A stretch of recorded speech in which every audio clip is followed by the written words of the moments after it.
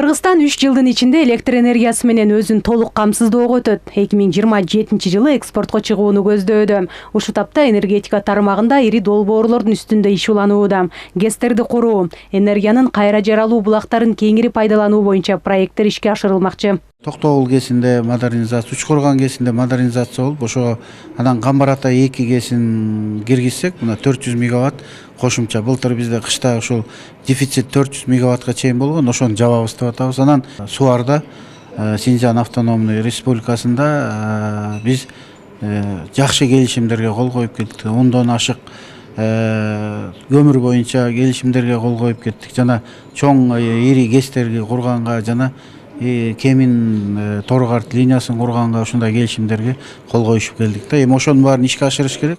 Кыргызстан гана эмес, шериктеш өлкөлөр дагы энергетика тармагын алдыга жылдыруунун аракетинде. Аткарылып жаткан иштер тууралуу Бишкекте КМШнын электр энергетика боюнча кеңешинин 62-жыйынында айтылды. Ага шериктеш мамлекеттердин энергетика министрликтеринин жана электр энергетикалык ишканаларынын жетекчилери катышты. Важность сегодняшнего заседания Совета, электронического совета. Бүгүнкү кеңештин жыйынына маанилүүлүгү орчундуу маселелердин ортого салынышы. Өзгөчө күз-кыш мезгилинде үзгүлтүксүз электр энергиясы менен камсыздоо, ошондой эле параллелдүү системаны жолго коюу тууралуу сөз болду. Эгерде аталган тутумду жолго койсок, катаал кырдаалдарда Борбор Азия өлкөлөрүндө көйгөй болбойт. Бул жыйындын артыкчылыгы ушул суроолордун талкууланышы деп эсептейм.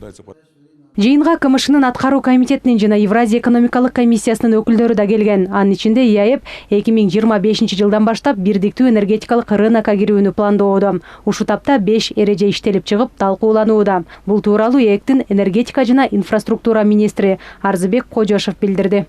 Жалпы ушул биздин финансылык инструменттерди пайдаланып, мисалы ябырдын каражаттарын пайдаланып дагы өзүбүздүн ушул энергетикалык кубаттуулукту да күчөтсөк болот. Жакында эле ушул маселе каралып атат.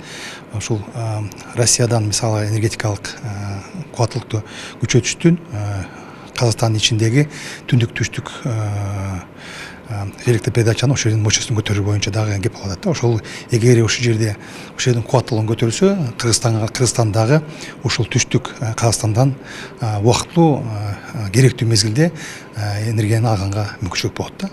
Ошондуктан негизи бүгүнкү күндө фундаменталдуу документтердин баардыгы даяр, абдан бийик деңгээлде даяр болуп атат.